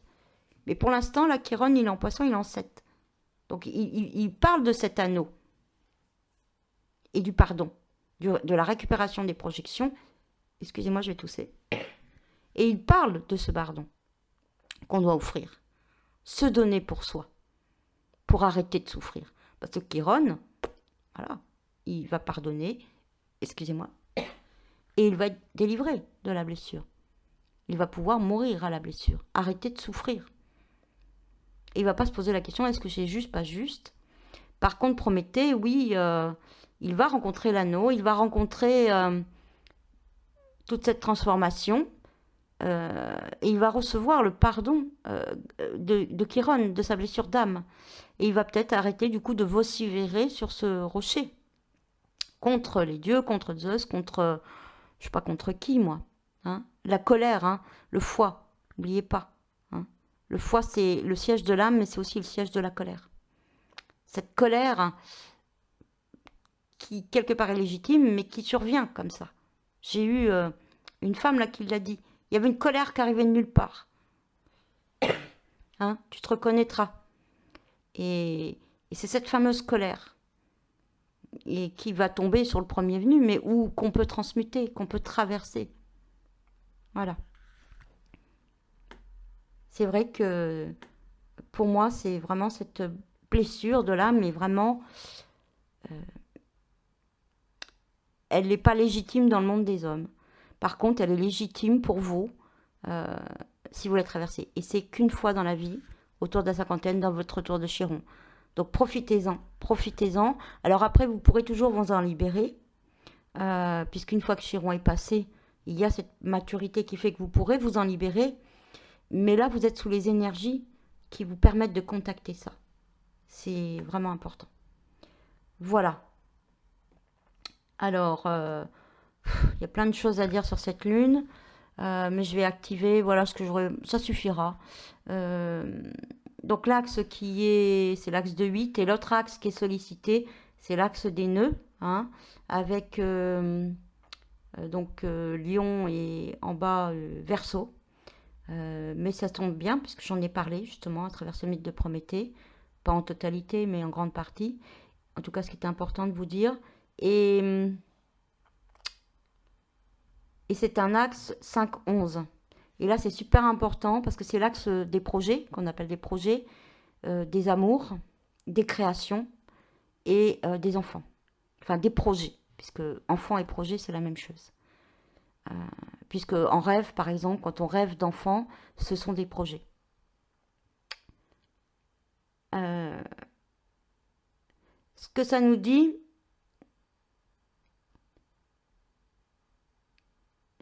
le 5, c'est j'aime. C'est l'énergie du lion. Hein. C'est l'énergie du... ça touche à nos valeurs.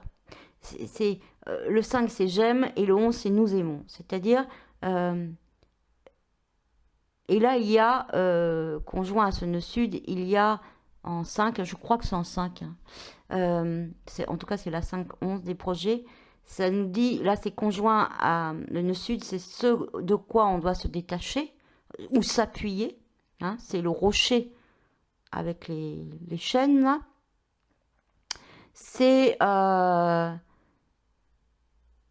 confronté donc à Mars. Mars, c'est l'énergie d'action. Cette action qu'on a envie de poser, mais peut-être se détacher du faire pour se laisser ensemencer. Et poser ses actions à partir de l'être. Et parce que la lune noire en Verseau, c'est vraiment cette... ça touche au mythe de Prométhée, à ce truc, je veux progresser, progresser, progresser, avancer, avancer, avancer, évoluer, évoluer, évoluer, Mars par des actions extérieures. C'est vraiment le problème actuel du monde masculin, hein, qui aussi fait des femmes, hein, mais actuellement il est comme ça. Bon, il évolue, hein, mais en tout cas on est confronté au résultat de tous ces problèmes. Donc l'idée c'est pas de dire ça c'est mauvais, c'est de s'appuyer sur tout ce qu'on a vu comme expérience que ça donne maintenant et des enseignements qu'on en aura reçus pour aller vers ce qu'on aime, hein, vraiment, sur nos valeurs profondes et partager 11, maison 11, individuation de Nord-Lion, le cœur, la générosité, bien sûr dans la deuxième peau du lion d'Hercule, hein, pas dans la première, de partager plus grand, que nos projets soient axés sur cet axe de l'individuation, des projets sur cet axe qui nous aide à partager ce qu'on aime, ce qui est nos valeurs profondes, et qui ne sont pas forcément, puisqu'elles sont en nœud sud, les valeurs actuelles qui sont véhiculées par l'humanité. Mais si c'est vos valeurs, eh ben, osez les partager plus large. Et c'est pas grave. En tout cas, si ça ne...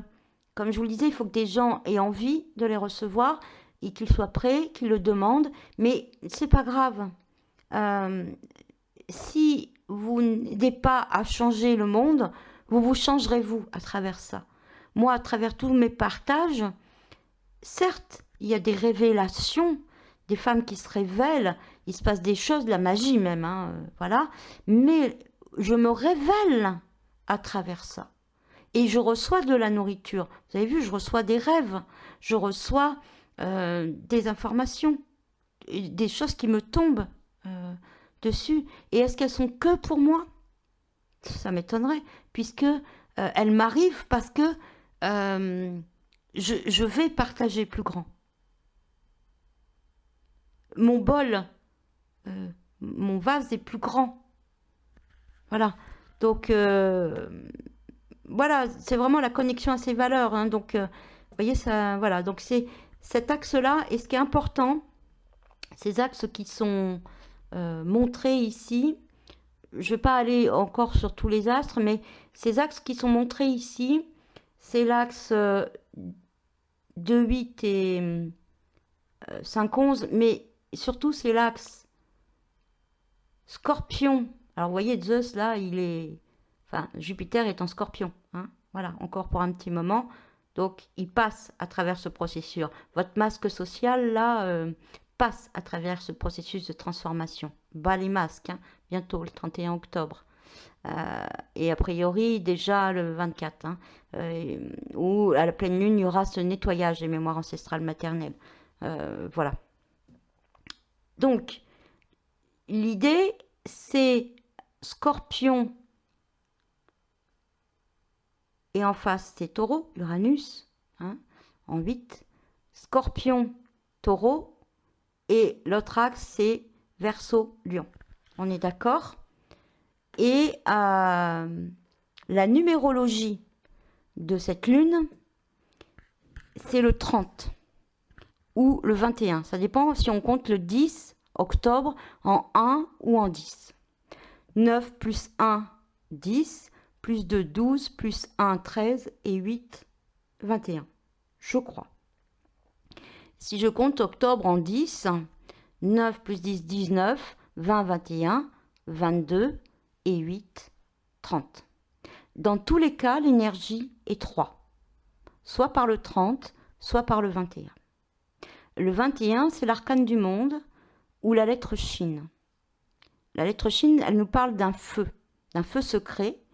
Et c'est amusant pour celles voilà, avec qui je suis en intime, ça signifie là-dedans. Mais avec 3 flammes en haut, je ne vous l'ai pas mise la lettre Shin là. Et elle parle de feu. Et il y a une lettre Shin ésotérique, je dirais, qui a 4 flammes. La Shin, c'est une lettre hébraïque avec 3 flammes. Et il y en a une qui a une 4e, qui est celle à se révéler. Voilà. Bon, je n'en dirai pas plus. En tout cas, elle nous parle de feu,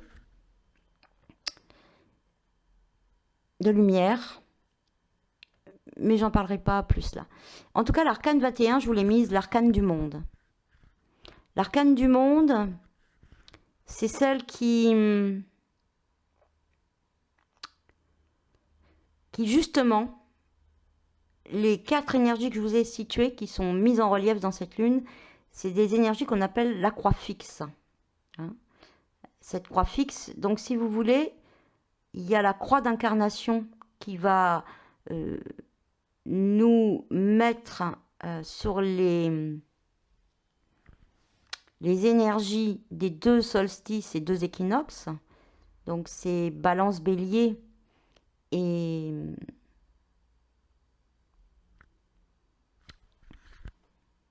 donc là aussi, il est mis, hein, Balance Bélier. Bélier, ouais, s'il est... Non, il n'est pas trop... La balance est signalée. Oui, donc la croix d'incarnation, c'est Balance Bélier. Et de l'autre côté, les 2 solstices, c'est Capricorne Cancer. Voilà, donc ça, c'est la croix d'incarnation qui va nous faire traverser les portes des solstices et des équinoxes. Et correspondant à la roue médecine, c'est Yule, la porte des âmes, c'est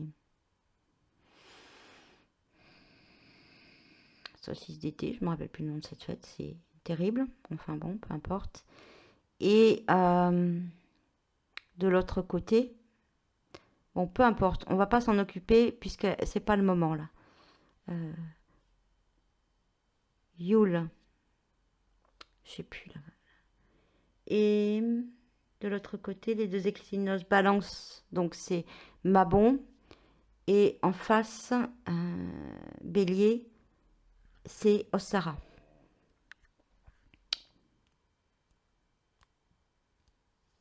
Et dans l'autre axe, c'est la porte des dieux. Capricorne est la porte des âmes pour le solstice d'été. C'est la croix d'incarnation. Donc là, j'en reparle pas. J'en ai déjà parlé à d'autres moments et peut-être ça reviendra dans des partages privés. En tout cas, là, on nous parle de la croix fixe. Cette croix fixe, sur la roue médecine, c'est la fameuse Samin qui arrive le 31 octobre, avec les dates que je vous ai dites. Et comme un fait exprès, voilà, ça communique avec le 17 novembre et l'inversion des nœuds. Et le 31 octobre, enfin quelques jours avant, il y a la Saint-Narcisse. Bon, il y a des choses, hein, voilà. Mais comme d'habitude, comme tous les ans.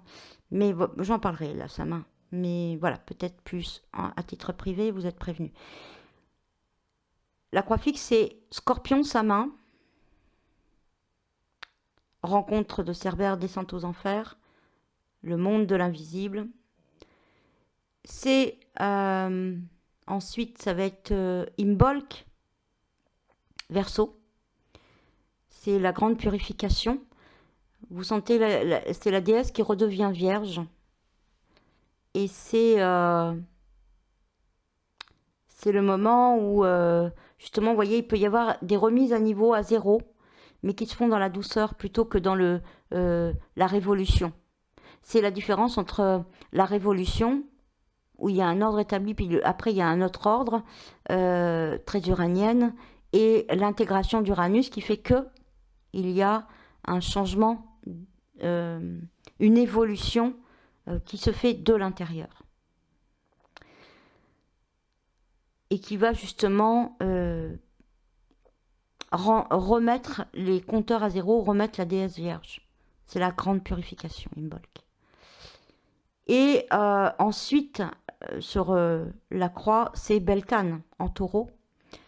Cette union du masculin et du féminin, ce mariage alchimique. Il y a aussi Vésac à ce moment-là, enfin, etc. Et ensuite, le dernier point de cette croix fixe, donc on a fait Scorpion et en face, donc vous avez Samin et Beltane qui se communiquent. Scorpion-Taureau, qui est le prochain axe d'ailleurs de la pleine lune. Et l'autre croix, c'est... je mets des E parce que là, je ne suis plus là.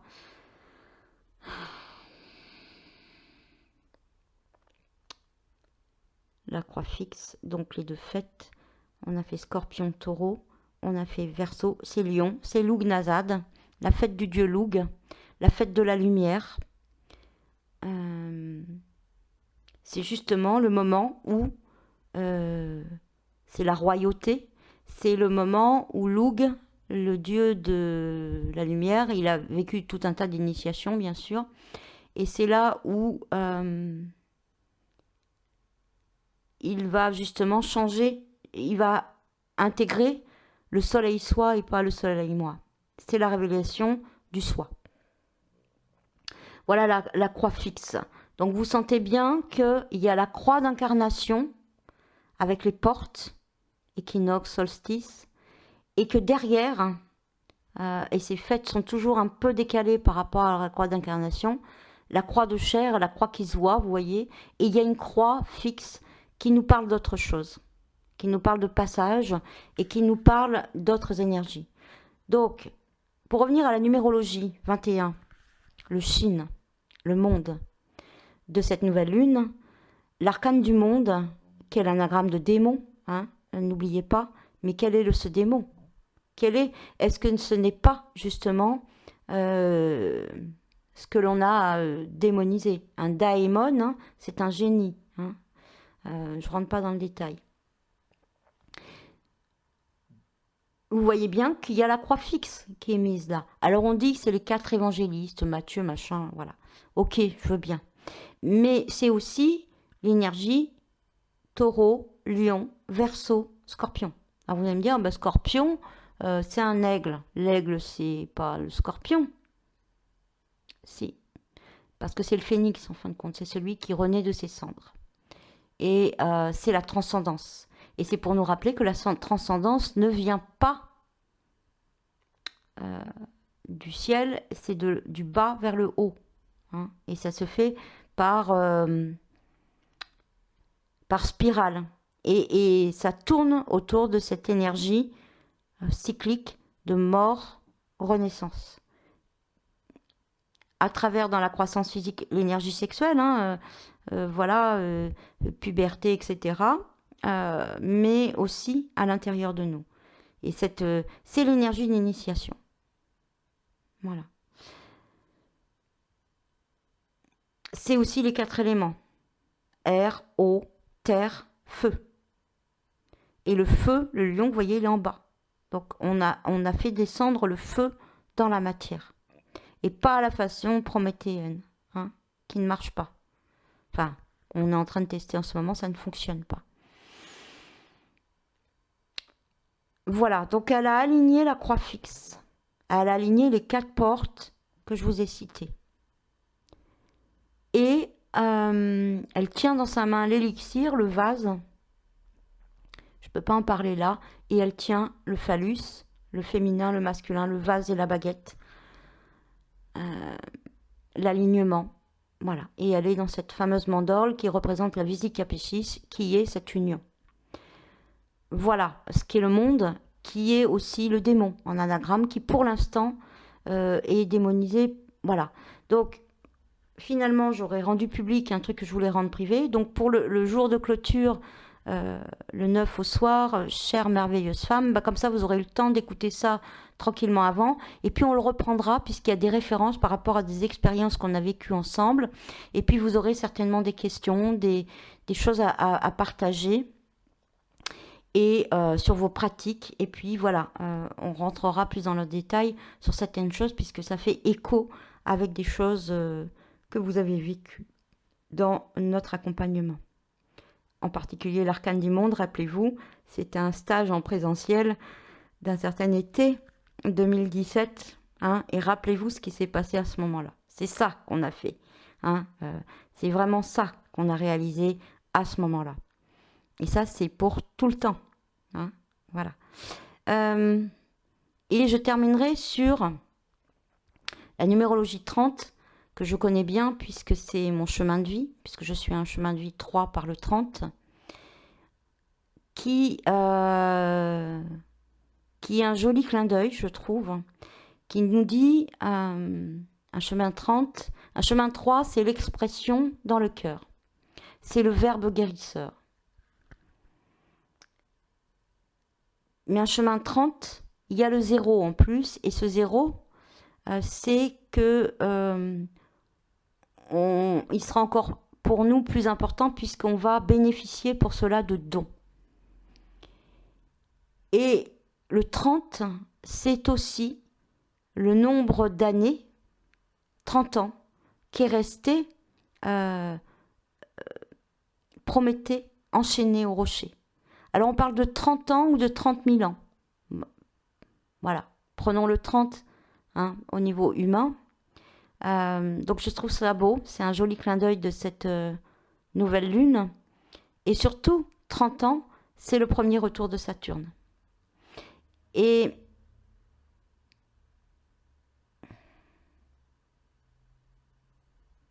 c'est le premier retour de Saturne, donc ça fait appel à cette maturité, cette maturation, à cette symbolisation dont je vous parle, à cet athanor qui nous est nécessaire. Et peut-être justement, on va, dans un premier temps de notre vie, peut-être s'enchaîner au rocher, s'attacher, et peut-être du coup ne pas écouter notre âme parce que voilà, on a deux dieux, les deux premiers deux qu'on rencontre, c'est papa, maman, qui vont nous dire c'est comme ça qu'il faut faire. Donc voilà, hein, vous connaissez le truc. Et à ce moment-là, au bout de 30 ans, peut-être c'est le moment où c'est le premier retour de Saturne, où on va passer à un cap supplémentaire et on va démarrer une voie qui va nous amener vers autre chose. Et Chiron viendra ensuite nous libérer. Ou Hercule, si on a vécu notre chemin héroïque intérieur, c'est-à-dire un chemin spirituel, bien sûr, de conscience, étape par étape, juste avant l'union, avant de récupérer les pommes des Hespérides, de venir poser cette lumière sur ces endroits où on est attaché, et peut-être, même si c'est profondément injuste, là, maintenant, de savoir que la plus grande injustice, ça serait de ne pas pardonner, de nourrir cette colère, de se faire déchirer le foie et finalement de se rendre malade. Et donc, en se rendant malade, d'ouvrir cette jarre de Pandore qui normalement n'aurait jamais dû être ouverte puisque le vase c'était elle. Voilà. Donc voilà pour conclure. C'est catastrophique. Je devais aller récupérer mon fils.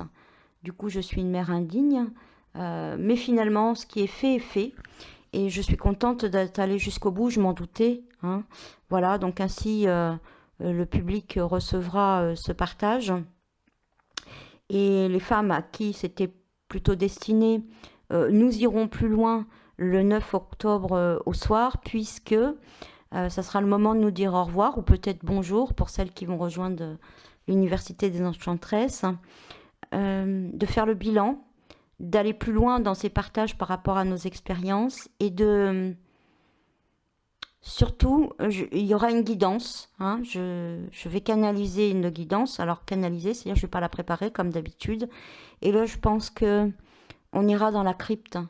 rencontrer cette Vierge Noire et voir qu'est-ce que la Noire a à nous enseigner. Peut-être qu'on sera attaché à ce rocher. Peut-être, voilà, on va vivre tout ça dans la chair. Je vais le guider en instantané. Voilà ce qu'on vivra. Et ça sera la manière de vous dire au revoir pour les femmes.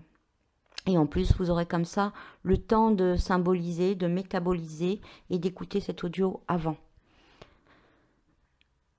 Ce qui est offert au monde ne vous est pas enlevé. Ça, c'est aussi une des croyances. Une des croyances. Je vais conclure là-dessus pour vous dire aussi que pour le public, mes prochaines vidéos que je vais partager, donc je vais enfin libérer cette vidéo que j'ai réalisée le 5 octobre et qui me met à nu dans tout ce que j'ai vécu depuis 3 ans. Hein. Alors pas tellement puisque je vous fais juste visiter dans la matière, donc vous allez avoir un aperçu de ce qu'il y a dans l'espace membre privé de Femmes Alchimistes, Femmes Alchimistes Prums et Femmes Alchimistes Initiatrices. Vous allez vous rendre compte du processus et surtout vous allez pouvoir le réaliser en autonomie si vous en faites le choix. Donc cette vidéo dure 2 heures et c'est la prochaine qui va être publiée ici sur ma chaîne après celle-ci. Et puis ensuite derrière peut-être je viendrai vous proposer éventuellement d'accéder au module de Mabon qui a été réalisé avec les femmes et dans lesquels justement il y a de nombreuses références à cette nouvelle lune où il y a justement les ruptures de liens, la pluie d'or de Danaé et toutes ces énergies de l'équinoxe, de l'alignement de Saint-Michel et du terrassement du dragon et de certains mythes. Donc tout ça, si vous voulez y accéder, voilà, donc celles qui l'ont fait en direct ont eu un autre prix, mais en différé, voilà, il sera à 67 €.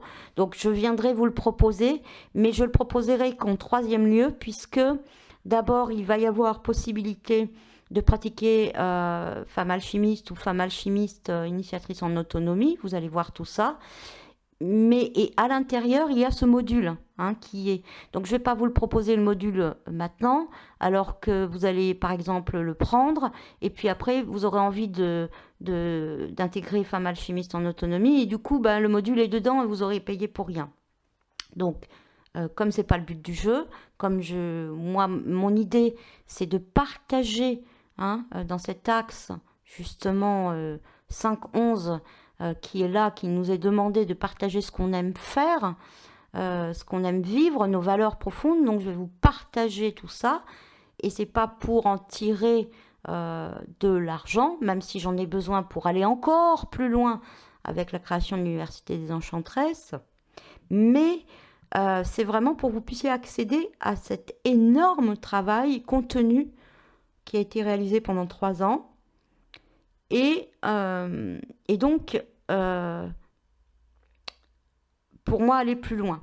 Et pour vous, prendre le temps de vivre ça. Vous allez voir tout ça dans la prochaine vidéo. Je vais éclaircir ma voix. Et ensuite, je viendrai proposer le module Mabon pour celles qui n'auront pas voulu intégrer l'espace femme alchimiste. Du coup, voilà, elles auront peut-être envie de pratiquer tout ce qu'il y a à faire pour l'équinoxe d'automne et se préparer au passage de la Samin. Voilà, ma voix là, je vais tousser. Vous voyez, ces temps là, je peux plus. Donc presque 2 heures, voilà, moi qui voulais faire une demi-heure. Certainement, j'ai pas tout dit, mais c'est pas grave. En tout cas, j'ai dit l'essentiel, ce que j'avais sur le cœur. Vous êtes au courant de mes prochains partages, dans quel ordre je les fais et pour quelles raisons. Et puis, est-ce que je vous reviendrai à la pleine lune? Je vous avoue, je ne pense pas, puisque j'ai des impératifs. Enfin, voilà, j'ai plein de choses à préparer et à vivre avec les femmes qui veulent le vivre. Si je reviendrai peut-être pour vous parler de l'Université des Enchantresses, pour celles qui voudraient l'intégrer ou pas. Je verrai. Voilà. La pleine lune, en tout cas, elle est dans la foulée de celle-ci et elle est dans l'axe Taureau-Scorpion, dont je vous ai parlé. C'est un axe de transformation. Moi, je l'appelle l'axe chamanique, puisque les transformations se font dans le corps et avec ce monde magique. Peut-être je viendrai vous en parler ou vous proposer, puisque je vais ouvrir une boutique avec tous ces modules que je vous ai proposés depuis un an à travers la roue médecine. Peut-être je viendrai vous en parler pour vous proposer éventuellement qu'est-ce qui serait bien de pratiquer à ce moment-là. Là, en ce moment, ce qui est à pratiquer, c'est justement ce qui est dans le module Mabon. Donc, je ne peux pas vous le donner, il n'est pas prêt à la vente. Voilà, mais sinon, par vous-même, selon, je ne sais pas comment vous le faites. Enfin, moi, j'ai une manière bien particulière de faire les ruptures de liens qui n'existent pas ailleurs. Hein. Donc, voilà, faites-les à votre manière. Je ne sais pas comment vous les faites. Et puis, procédez à cet alignement, terrassement du dragon. Et puis, de recevoir cette lumière dont vous aurez bien besoin. Comme Estia hein, le fait. Hein, elle est... Ce que j'ai oublié de vous dire, c'est que Chiron est dans une position bien particulière puisqu'il a 29 degrés. Donc c'est un... Je ne sais plus le nom de ce degré, mais c'est un degré spécial hein, qui est important, qui nous parle justement. Et puis il est rétrograde. Donc ce Chiron, saisissez votre Chiron. Voilà ce que je peux vous dire hein, dans les pratiques. Moi, je ne peux rien vous dire. Moi, je fais les pratiques avec celles que j'accompagne. Et pour les autres, vous faites comme est votre chemin. Donc, à très bientôt. Pour la prochaine vidéo, c'est pour visiter les espaces membres privés et éventuellement pratiquer femme alchimiste et femme alchimiste initiatrice, si vous le souhaitez, en autonomie, c'est-à-dire avec tout le contenu qui est déjà libéré et avec un mini accompagnement de moi-même, mais plus en direct. Voilà, je vous embrasse et je vous souhaite une merveilleuse nouvelle lune et de rencontrer ce féminin, que ce soit pour les hommes ou pour les femmes, et qu'il puisse vous donner la force de vivre, de vous révéler dans vos valeurs profondes et d'écouter votre appel, de vous libérer de vos blessures d'âme, parce que celle de l'ego, c'est pas grave, et de marcher votre chemin, de marcher debout votre chemin entre la terre et le ciel. Je vous embrasse, à très bientôt.